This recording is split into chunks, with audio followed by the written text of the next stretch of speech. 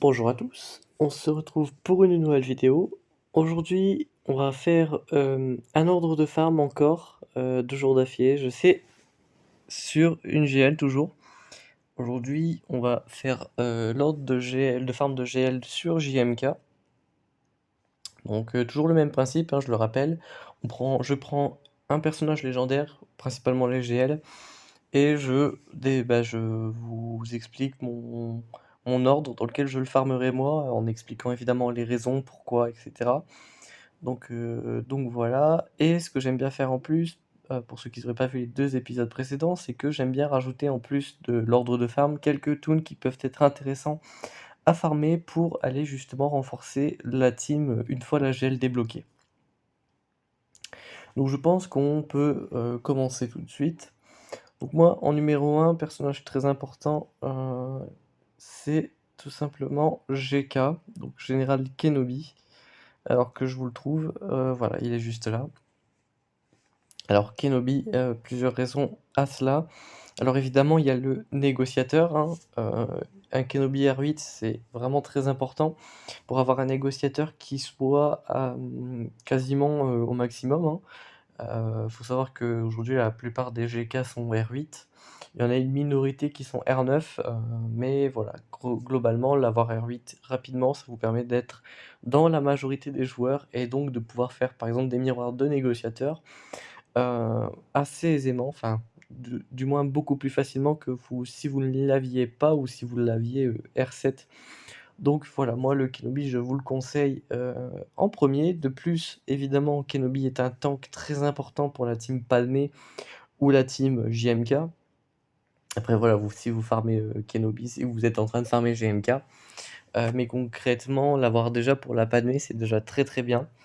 Ça vous permet d'avoir un tank qui du coup va pouvoir, subir énormément d'attaques et surtout si vous faites par exemple des Padmé gas, des Padmé contre gas par exemple, ça peut être très intéressant d'avoir un Kenobi qui tank. Donc voilà, le R8 est assez important et donc forcément, je vous le conseille de l'avoir forcément en premier, histoire d'être tranquille et d'avoir votre tank, tout simplement. En deuxième personnage, on va rester sur les Jedi. Bon, il y a pas mal de Jedi qui sont dans le farm de notre cher GMK. C'est le petit Yoda. Alors, le Yoda, c'est un excellent Jedi, hein, je m'en sers énormément avec Revan. Donc d'ailleurs, c'est cet ordre que je vous propose, hein, c'est l'ordre que je vais faire quand je vais commencer à farmer JMK d'ici une semaine ou 2.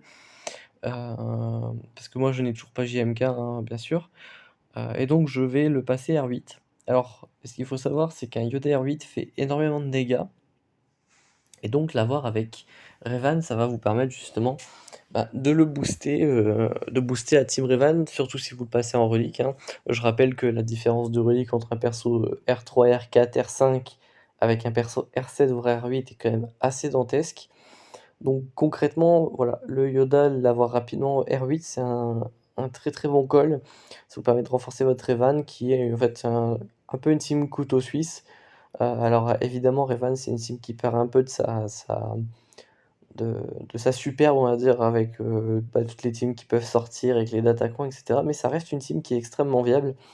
Par exemple, moi, j'adore l'utiliser contre des Padmé, ça marche très, très bien et donc voilà, le JMY, donc le grand maître Yoda, rapidement relique 8, je pense que c'est vraiment quelque chose de très intéressant, pour un inventaire, tout simplement.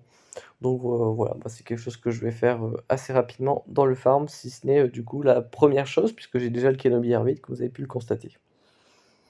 Troisième personnage, vous avez pu le voir, au moment où j'ai cliqué dessus, donc c'est Grievous. Grievous et je vais mettre directement le prochain prérequis en même temps, c'est le Magna Guard. Les 2 sont communs à la même team, hein, forcément. Alors Grievous, c'est quand même une team qui avec, depuis ces derniers mois en fait, connaît en fait une espèce de succès puisque, le GG en fait et sa team sont assez en fait, ils sont vraiment de retour dans la méta, ils sont vraiment méta, en fait. Ils vont vous permettre de faire des softs assez intéressants, comme aller tomber du JML. Contre le Grand Inquisiteur, j'ai un petit clip, de 4 minutes que je vais publier, je pense, à la suite de cette vidéo, où avec un GG, on a tombé un grand inquisiteur, en GAC avec un guildmate. Donc je vais en faire le commentary et le publier, ça reste assez intéressant. Il me semble que ça tombe du Starkiller, enfin bref, de la CLS également. Donc avoir GG, c'est très, très important. De plus, le Malveillant est quand même une flotte extrêmement puissante puisqu'on peut aller chercher un petit soft sur l'exécutor. Je sais pas encore si c'est le cas, mais ça doit probablement le faire, c'est que, ça doit faire un soft sur, le Profundity. Bon après le Malveillant, voilà, ça permet de faire du miroir. Bon ça, j'en ai encore jamais fait, mais c'est possible. Ça permet de déglinguer les négociateurs et ensuite, ben, tout le restant des flottes, que sont l'Empire, les Amoines et compagnie. Donc forcément avoir le GG R7, forcément ça booste le vaisseau amiral, donc c'est toujours ça de prix. Donc forcément voilà, et du coup évidemment les reliques vont booster la santé du GG et le GG fait des dégâts basés sur sa santé. Ainsi, du coup avoir, le plus de santé possible, c'est toujours, super intéressant. C'est pour ça que voilà, je vous le propose en 3e dans le farm, parce que clairement, c'est une team qui devient de plus en plus intéressante et surtout en attaque. Si vous avez vu dans la dernière vidéo, hein, je vous parlais du Wampa, bah, en fait, il est juste à côté dans l'inventaire, pour ma part. Le Wampa, hein, gère la GG, donc en défense, le GG n'est plus si intéressant que ça en GAC. Par contre, en offense, évidemment, avec toutes les teams que je vous ai citées qu'il peut tomber, c'est très intéressant et en TW en plus, maintenant avec l'Omicron du T3M4 que j'ai juste ici d'ailleurs, donc sur la même ligne toujours de mon inventaire, clairement ça fait beaucoup de hold, donc les adversaires se cassent les dents là-dessus. Donc forcément, voilà, le GG en TW en défense, je recommande, et en attaque en GAC, je recommande également. Et donc forcément, si vous avez besoin d'un GG résistant et puissant, ça va de soi qu'il faut à côté le restant de la team qui soit très intéressant, et donc dans le farm JMK, on a le Magna Guard. Magna Guard que moi je vais évidemment farmer en 5e. Bon moi, hein, les persos que je vous ai présentés en 4e pardon, les personnages que je vous ai présentés jusqu'à maintenant, enfin il me manque juste les niveaux de reliques sur, Yoda et 2 niveaux de reliques sur GG. Donc en fait, techniquement, le Magna Guard, pour ma part, ça va être le premier personnage dont je vais farmer les équipements. Vous voyez, il me manque 2 petites pièces sur la droite. Donc en fait, voilà, lui, je vais le farmer assez vite parce que, il me le faut. Alors moi, le problème, c'est que voilà, j'ai pas de 6 dot mode dessus, j'ai un set de Tena, donc c'est pas incroyable et en plus, il est G12. Donc lui, je vais faire beaucoup de travail dessus parce que, bah, il a pas de mode, enfin, c'est pas des vrais modes, quoi, c'est pas incroyable, voilà, il y a un 7 Tena, c'est pas du 6E et il est pas relique. Donc il est très, très, très fragile, voilà, en santé et prod combiné, il est à peine à 100 000. Donc clairement, je vais retravailler ce personnage et c'est un personnage très important évidemment puisque c'est le tank de la team GG.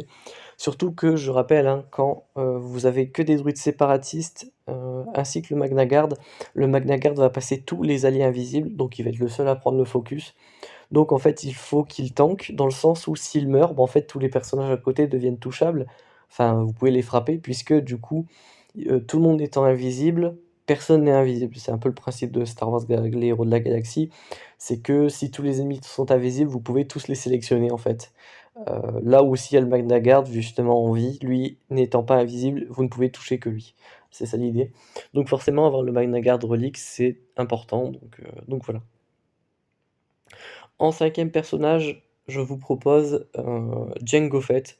Alors c'est peut-être un petit peu surprenant pour certains, mais pas pour moi parce que j'ai déjà beaucoup présenté ce kit dans la GAC. En fait, en 3 vs 3, il y a une team que j'affectionne énormément. Ça va être, à base de Poggle Lead, de B1 et de Jango Fett. Je l'ai présenté plein de fois, mais je vais le représenter pour la vidéo pour que vous compreniez pourquoi je le mets aussitôt dans la liste alors que juste après, il y a des personnages qui sont, peut-être plus importants, mais vous allez comprendre. En fait, je vais vous présenter rapidement, c'est le lead et l'unique de Poggle. Alors c'est un géonosien, donc ça peut paraître surprenant, mais en même temps, c'est très, très bien fait.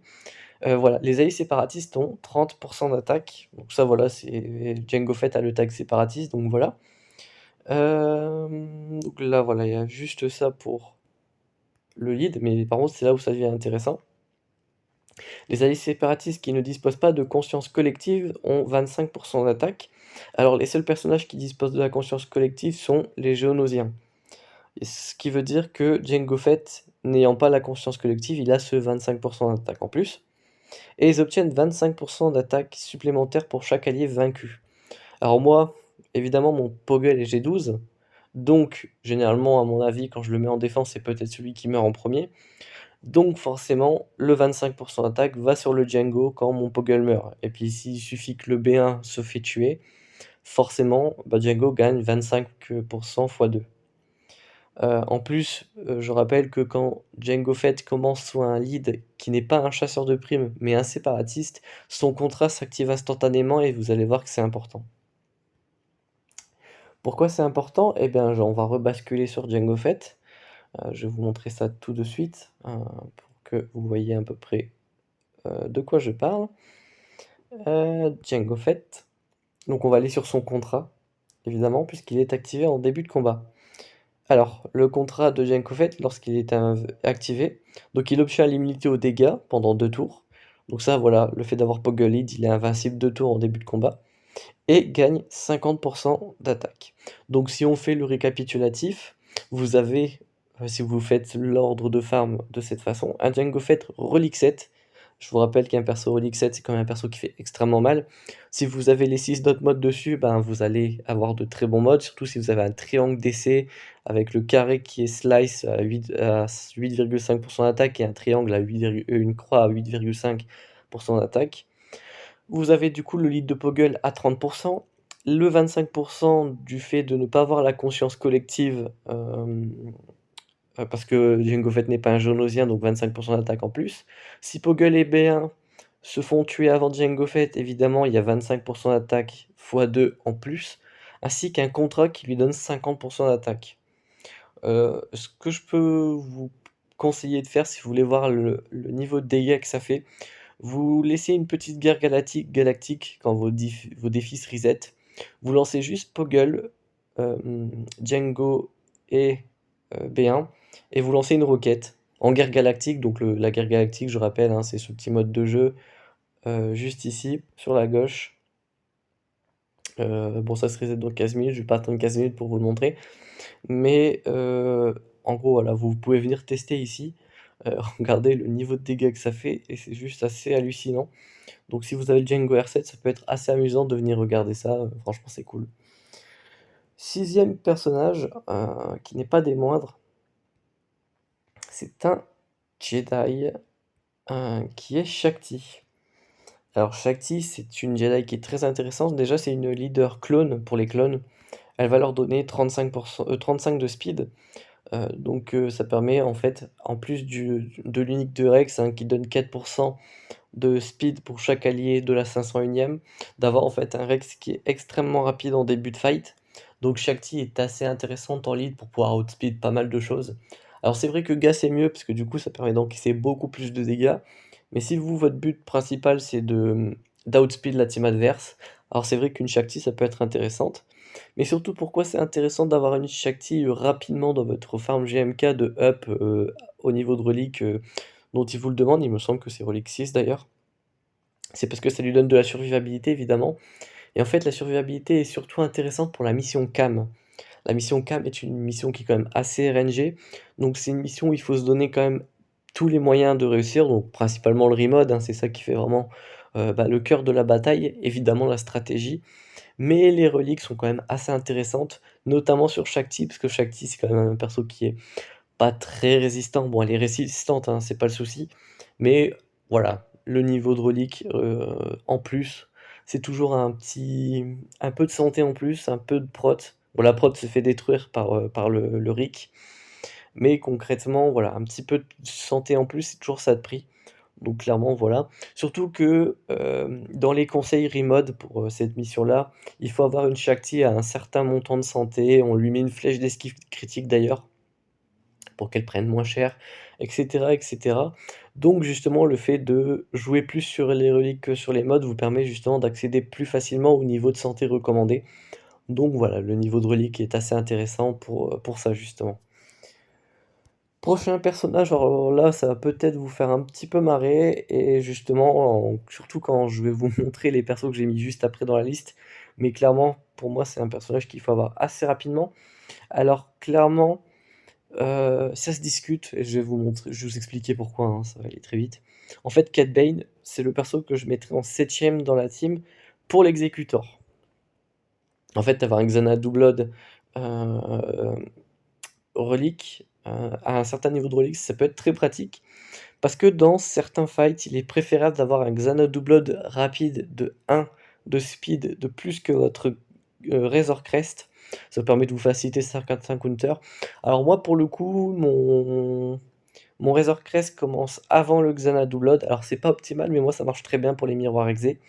Parce que j'arrive à manipuler la RNG, du vaisseau amiral adverse pour qu'en gros l'AOE parte sur le l'Adon Moloss. Alors c'est un peu compliqué parce qu'il faut un certain niveau de relique calé de certaines manières, mais depuis que j'ai passé mon bas merci, que mon boss qui est R4 ou R5, je sais plus, et que mon Cad Bane est R5, clairement c'est toujours le Dawn Moloss qui prend l'AOE. Et voilà, du coup le Cad Bane c'est un perso qui est assez intéressant d'avoir rapidement R5. Alors pour la simple et bonne raison déjà que le Xanadu Blood n'est pas demandé en prérequis de l'exécutor, donc c'est à vous de le farmer. Et du coup voilà, ça vous permet du coup de faire d'une pierre deux coups en farmant et l'exécutor et JMK. Alors ce personnage-là sera bien plus tard dans la liste, le Cad Bane, si vous n'avez pas l'exécutor et que vous n'avez pas l'intention de le farmer dans l'instant T.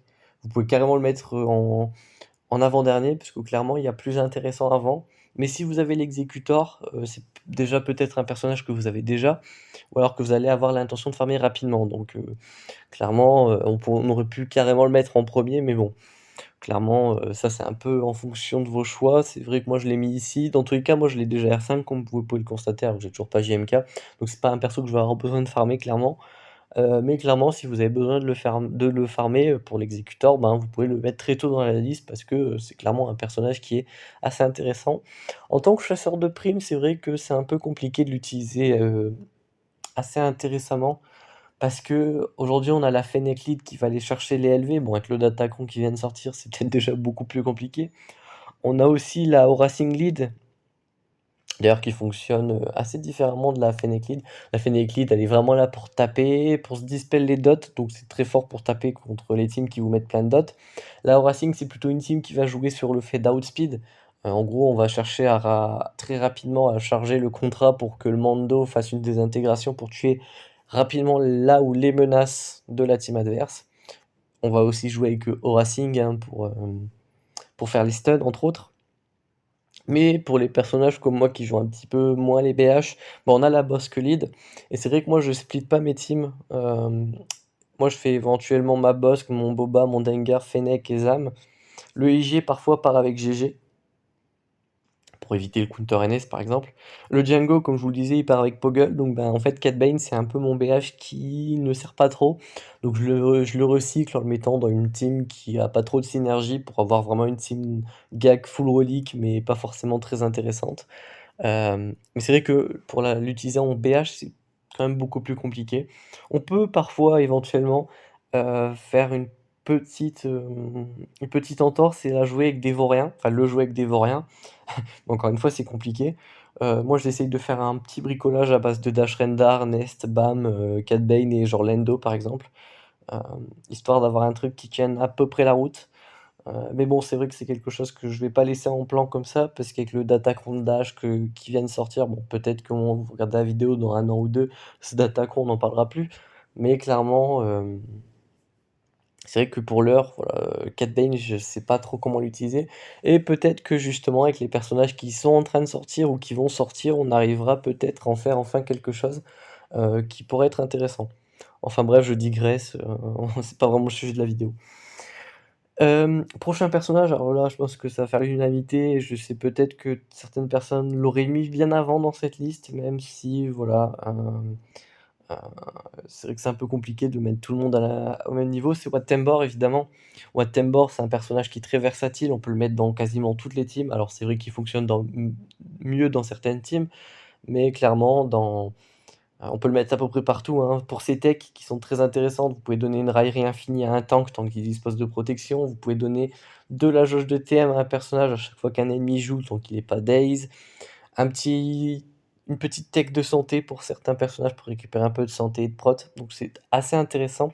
Ce personnage est vraiment très fort, hein, il peut revive, il peut enlever, il peut dispel, il peut permettre de heal, récupérer de la bannière, il peut permettre à certaines, GL d'être encore plus cheatées si vous lui donnez le taunt tech sur une GL, c'est assez intéressant, surtout sur un JML par exemple. JML, voilà la taunt tech, alors je sais pas s'il nous le précise, mais normalement ça fait récupérer 20 30 voilà, au début du tour, récupère 30 de protection et dissipe ses propres affaiblissements, les tanks ont la raillerie, tant qu'ils disposent de prot. Alors sur un GML, si votre GML a plus de 100 000 de prot, enfin s'il a 100 000 de prot, 30 ça lui fait 30 000 de prot qu'il récupère à chaque tour. Et c'est d'autant plus intéressant s'il a encore plus que 100 000 de prot. Donc voilà, c'est un personnage que vous pouvez utiliser dans plein de teams différentes. C'est vrai que bon, après JML, on va surtout jouer full Jedi, mais dans une SLKR, je le vois souvent. SLKR NS par exemple. Je le vois beaucoup avec une GG, hein, l'unique voilà, superviseur va booster les druides du côté obscur avec une hausse de prot max par exemple, de santé max de watts. Tous les alliés séparatistes et druides du côté obscur ont 30 d'esquive des crits lorsqu'ils disposent de soins sur la durée, donc ça c'est quand vous faites la basique, hein. Voilà, lorsqu'un allié avec de la technologie utilise une capacité spéciale, Watt est invoqué, s'il n'y a pas d'autres combattants, voilà, il fuit la bataille, bon bref. Et donc l'avoir R7, c'est très intéressant parce que du coup votre Fat Timber va pouvoir tanker. Il va pouvoir tanker et du coup ça le rend très intéressant dans certaines teams. Un Watt R7 dans une Bastille JML, vous pouvez en fait ça vous permet de survivre au one shot first de Han. Le fait de l'avoir aussi R7, ça va permettre de tanker beaucoup d'AOE, de gros focus, enfin bref. Hem, là en fait moi le fait de l'avoir G12 ça me pose un peu problème dans le sens où il est très fragile, comparé à un R7 où justement là il va pouvoir encaisser beaucoup plus de coups. Alors c'est vrai qu'R7 c'est peut-être un petit peu beaucoup, je pense que R5 ça aurait été largement suffisant, mais bon, on va dire que c'est un personnage qui mérite le R7 dans le sens où c'est, quand même un personnage qui est très intéressant. C'est un très gros soutien, donc s'il peut résister, c'est parfait. Donc voilà, il est en 8e. Après voilà, encore une fois, les places se discutent, mais concrètement, pour l'instant, le top que je vous ai donné, c'est pas déconnant, quoi. Je veux dire, j'ai pas mis, un Cody en premier. C'est ça que je veux dire. Donc voilà. Prochain personnage que je vous conseille, alors encore une fois, c'est subjectif, mais c'est un peu comme ça que je le ressens, c'est Qui-Gon. Alors Qui-Gon, hein, personnage très intéressant. Alors, encore une fois, ça dépend aussi des modes de jeu auxquels vous jouez le plus. Si vous êtes un personnage qui est axé très TW et que vous ne faites que ça et que vous ne jouez pas vos gacs, encore une fois, Qui-Gon, c'est pas un personnage qui va vraiment vous intéresser, même si, encore une fois, ça reste un personnage qui est très intéressant dans tous les cas, hein. Alors pourquoi du coup je le mets ici? Évidemment, c'est pour son Omicron, hein. Son Omicron est un très bon Omicron. Alors c'est vrai qu'il était très puissant au début, ils l'ont nerfé, mais même encore aujourd'hui, c'est un Omicron qui permet de faire des fails. Alors c'est vrai qu'avec le temps, les gens commencent à maîtriser le counter et cetera, mais c'est vrai que ça peut fail des fois. Il suffit que votre adversaire, grid un petit peu, en envoyer une team un peu réduite. Il suffit qu'il se fail, dans un move et justement ça va casser un peu la dynamique, l'Anakin qui sort une AOE, ça lui sort la team, toute sa team, enfin voilà. L'Omicron est vraiment très intéressant parce que ça booste considérablement les dégâts des Jedi alliés et concrètement, vous savez que concrètement, si Anakin sort son AOE, ça fait très mal et d'ailleurs, il y a même pas besoin d'Anakin, hein. Si vous avez un Cam R7 avec un Qui-Gon, autant vous dire que le Cam va lâcher des patates qui font très, très mal. Donc c'est vrai qu'en GAC, en défense et même en attaque, hein, mais surtout en défense, c'est une team qui peut être très intéressante. Donc le fait d'avoir rapidement un Qui-Gon, c'est quand même quelque chose qui est très, très bien, donc voilà. Et encore, je vous disais, à l'instant que, heu, c'est un personnage qui est très intéressant en GAC, mais encore une fois, c'est partiellement vrai puisque en fait, Qui-Gon, c'est un Jedi et tous les Jedi fonctionnent très bien avec JML. Donc si vous avez déjà JML Qui-Gon, ça reste intéressant parce que le spam de Spell de JML, ça fait quand même beaucoup de dégâts. Donc même si votre Qui-Gon est rincé, le fait de l'avoir avec JML justement, bah, ça vous permet de spam les spells. Alors encore une fois, il y a des compos de Jedi qui sont mieux que d'autres avec JML, mais concrètement, ça marche très bien d'avoir, un Qui-Gon avec, hein. En fait, tous les Jedi marchent très bien avec, JML. C'est un peu en fonction de vos besoins et un peu de la façon dont vous allez split vos teams, en fait. C'est surtout ça qui est important. Donc voilà. Les 2 prochains, en fait, c'est ex aequo dans le farm. C'est un peu en fonction de ce que vous farmez de votre inventaire. Donc en 10e, je vous conseille Bo-Katan, mais ça, c'est si vous avez Maul. Si vous avez Maul, du coup, avoir Bo-Katan, c'est intéressant puisqu'elle marche très bien avec Maul. En fait, elle a un Zeta qui est assez intéressant qui permet de récupérer 8% de prot lorsqu'un allié mandalorien attaque en dehors de son tour. Donc autant vous dire que avec Maul, ça fait du très très très gros régène de bannière. Bon, faites pas attention au modage de ma Bo-Katan, hein, c'est un garage à mode, donc forcément le modage est assez discutable, forcément. J'ai juste mis des modes au pif. Voilà, mais ouais, c'est vrai que, la Bo-Katan est très, très bien avec les Mandaloriens, mais farmer une Bo-Katan, si vous avez pas les Mandaloriens, ça sert pas à grand chose. Alors que le personnage que je conseille en 11e, si vous avez, pas les si vous avez, si vous avez les Mandaloriens, mais qui du coup se farm en 10e si vous avez pas les Mandaloriens, ça va être Mace Windu, qui du coup est bien plus intéressant si vous avez pas les Mandaloriens de le farmer avant. Tout simplement parce que, bah, Mace Windu, hein, c'est comme tous les autres Jedi, il marche très, très bien avec JML, mais c'est aussi un Jedi qui marche très bien avec JMK. Il a 3 états, hein. Il a subi un rework il y a pas très longtemps. Enfin, pas très longtemps, c'est vrai que ça commence à dater un petit peu si j'ai pas trop la notion du temps sur Star Wars. Mais voilà, c'est assez récent, en tout cas, ça fait moins d'1 an, c'est sûr. Et donc, ils l'ont rendu assez intéressant pour fonctionner avec JMK, ils lui ont même mis un Omicron. Mais clairement, voilà, c'est un personnage qui marche très bien avec JMK, mais vous pouvez l'utiliser ailleurs, hein, encore une fois sous JML, vous pouvez l'utiliser avec Padmé, il est assez intéressant, il met de l'ability block et cetera. Il y a pas longtemps, je l'ai vu sous Revan, alors c'était assez intéressant. Je l'avais vu en stream avec Atlantis, hein, si vous suivez ses vidéos. Il avait fait un stream où il avait envoyé un Malgus solo sur un Revan, en fait, ce qui était assez fort, c'est que le Malgus, du coup, pouvait pas trop jouer, dans le sens où, en fait, l'ability block de Mace Windu le bloquait complètement le, le Malgus. Alors, évidemment, le Malgus a time out, donc c'était un peu triste, surtout avec un attaquant R9, 9, pardon. Mais c'est vrai que là, pour le coup, ça avait permis de faire time out le Malgus, donc assez intéressant. Mais bon, clairement, des Malgus solo, vous allez pas il y a très peu de personnes qui vont vous l'envoyer, surtout que personne pose Revan en défense. Mais c'est vrai que du coup, j'ai un peu découvert cette mécanique d'ability block qui était très intéressante pour le coup. Je le conseille. Après, sous quel lead, sous quel team je le conseille? Vous pouvez le mettre sous JMK, mais ça, en fait, ça me dérange un peu dans le sens où, en fait, sa raillerie est pas constante. En fait, il a une sorte de stack de raillerie où, en fait, à chaque fois qu'on le frappe, il va perdre ses stacks et une fois arrivé à 0, il perd sa raillerie avant de le récupérer, d'une certaine manière dont j'ignore. Là où un GK, c'est mieux dans le sens où lui, sa raillerie, en fait, tant qu'il joue pas son tour, la raillerie, il l'a, ou alors il faut la dispel et surtout sa raillerie se récupère très facilement. Il me semble, c'est quand on crit un allié, à confirmer, mais en tout cas, c'est sûr que sa raillerie reste plus longtemps. Donc c'est pour ça que moi je préfère justement avoir un Mace Windu qui va plutôt jouer sous GML ou une Padmé, plutôt que sur un JMK. Sous GMK, je conseille vraiment le GK, c'est ça qui est plus intéressant, je trouve. Donc voilà. Ensuite, il nous reste plus que 2 personnages, hein. Ayla Secura, moi je vous la conseille en avant-dernière dans le sens où c'est un Jedi, donc encore une fois ça se recycle très facilement. Encore une fois, dans le jeu, on vous demande de split quand même beaucoup vos Jedi. Bon, c'est pas une mauvaise chose, hein, clairement. Mais voilà, on vous demande de split beaucoup vos Jedi avec entre JML, JMK, Padmé, Revan et compagnie, hein, et certainement d'autres teams. Donc c'est vrai qu'avoir un Jedi de plus très rapidement, c'est encore une fois, très intéressant. En plus, Ayla Secura, elle est pas si mauvaise que ça, parce qu'en fait, à chaque fois qu'elle va crit, elle va stun un adversaire sur la basique.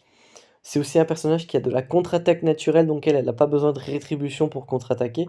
Bon, après, la rétribution, ça lui donne 100% de chance de contre-attaque, là où sa contre-attaque naturelle est peut-être de 55% si je ne dis pas de bêtises. 65, j'étais pas loin. Donc voilà, c'est un personnage qui va contre-attaquer quasiment une fois sur 2, voire 2 fois sur 3, donc on est aux 2 tiers quasiment. Donc donc voilà, ça reste, un personnage très intéressant qui est facilement recyclable. Et forcément le dernier personnage, hein, qui du coup est un peu la bête noire de ce farm pour l'instant, parce qu'il est pas, impossible que dans un avenir plus ou moins proche, il ait un rework, un Omicron ou alors une team à part entière dans laquelle il va pouvoir aller. Bon, encore une fois, ça m'étonnerait, mais voilà, ne jamais dire jamais, surtout dans ce jeu. Là, ces derniers jours, au moment où la vidéo sort, on a eu un rework de l'homme de la pègre, alors forcément, Cody, moi, ça m'étonnerait pas. Cody est pas très intéressant parce que les clones, en fait, vous avez 4 Bad Batch avec Omega, donc vous pouvez pas le mettre dedans. Et pour la 501e, en fait, vous avez 4 clones avec un lead à chaque fois, qui soit Shakti, soit Gas. Donc en fait, votre Cody, vous pouvez le mettre éventuellement avec le sergent clone, mais vous le mettriez dans quoi? Je sais pas. Pour recycler une Padmé du pauvre, mais encore une fois, c'est pas terrible, hein, la Padmé. C'est c'est un peu compliqué parce que en fait, avec JMK, vous allez plus trop utiliser Padmé. Vous allez utiliser principalement les persos qui étaient avec Padmé, avec Qui-Gon, donc Anakin, bah, surtout Anakin en fait, Mace Windu et cetera, et votre GK, votre Ahsoka, votre Gas et cetera vont aller avec JMK. Donc Padmé va se retrouver un peu sur le banc, et donc là, oui, effectivement, vous pouvez faire une team avec Cody, Sergent Clone, un petit Plo Koon et un petit perso de la République Galactique qui traîne à droite à gauche. Mais c'est compliqué vraiment de réutiliser Padmé. C'est vrai que Padmé aussi, on va pouvoir l'utiliser avec JMK aussi. Elle a quand même un unique qui est très intéressant, hein. C'est cet unique qui fait que la team subit des attaques en dehors du tour, elle va donner des stacks de prot. Donc ça permet de faire tanker la team un peu plus. Donc c'est vrai qu'on peut voir une Padmé avec JMK. Mais du coup, Cody, voilà, c'est un personnage qui est très très compliqué à recycler.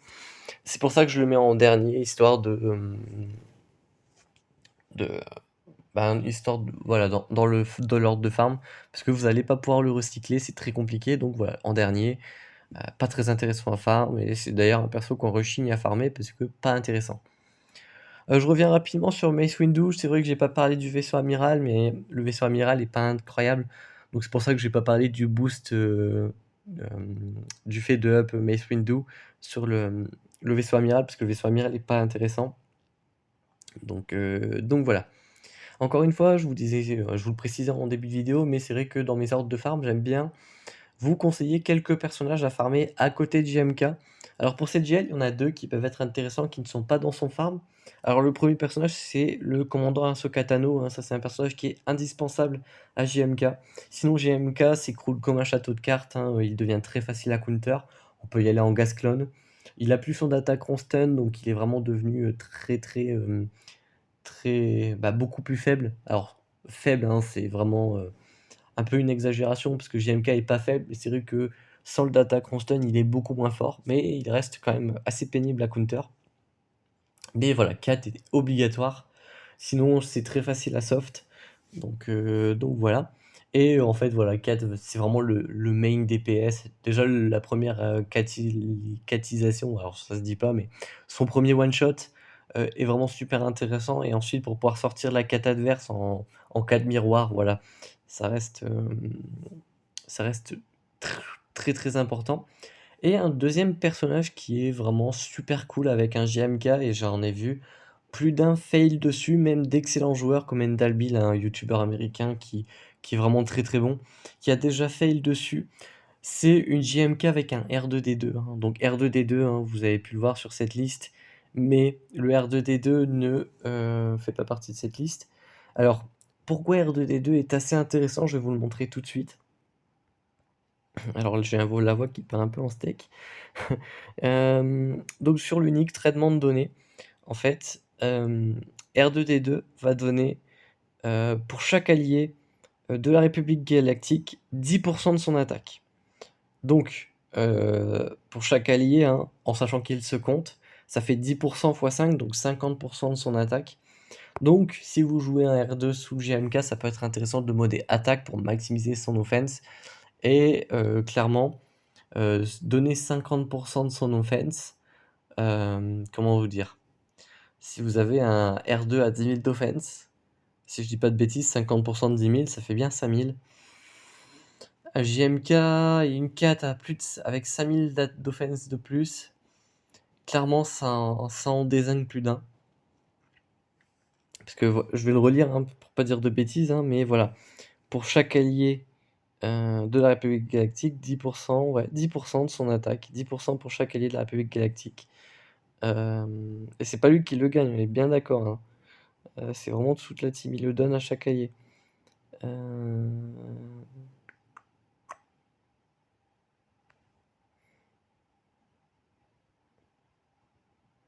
Hop, gagne 10.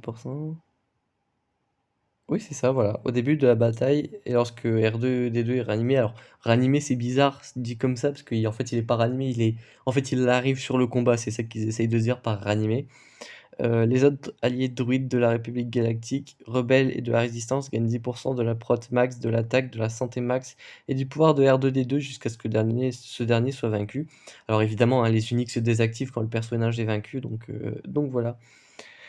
Donc voilà, R2 c'est un personnage qui peut être intéressant pour le partage de stats. Donc ça peut être intéressant de le farmer en perso en plus. Donc voilà. Ensuite, il n'y a pas trop de d'autres personnages qui peuvent être intéressants à farm, enfin j'ai pas d'idée en tête. Par contre, ce qui peut être intéressant à faire, c'est que sur la BT lumineuse Geonosis, vous avez ce petit souci de certains combats qui vous demandent des Jedi de la République Galactique. À ce moment-là, ça peut être intéressant d'aller chercher 1 ou 2 niveaux de reliques de plus pour Mace Windu, Ayla Secura, Qui-Gon. Parce qu'en fait, vous avez un minimum de puissance galactique à atteindre pour pouvoir jouer les missions. Donc si vous n'avez pas farmé une Barris par exemple ou quoi, c'est vrai qu'aller chercher 1 ou 2 niveaux de reliques de plus pour ces missions-là, ça peut être intéressant. Mais encore une fois, si vous n'êtes pas assez trop bêté ou que vous avez une autre alternative, pardon, vous n'êtes pas obligé, mais voilà, c'est un petit conseil que je peux vous donner comme ça. Donc voilà pour cette vidéo qui a duré quasiment 40 minutes, donc c'est pas trop mal.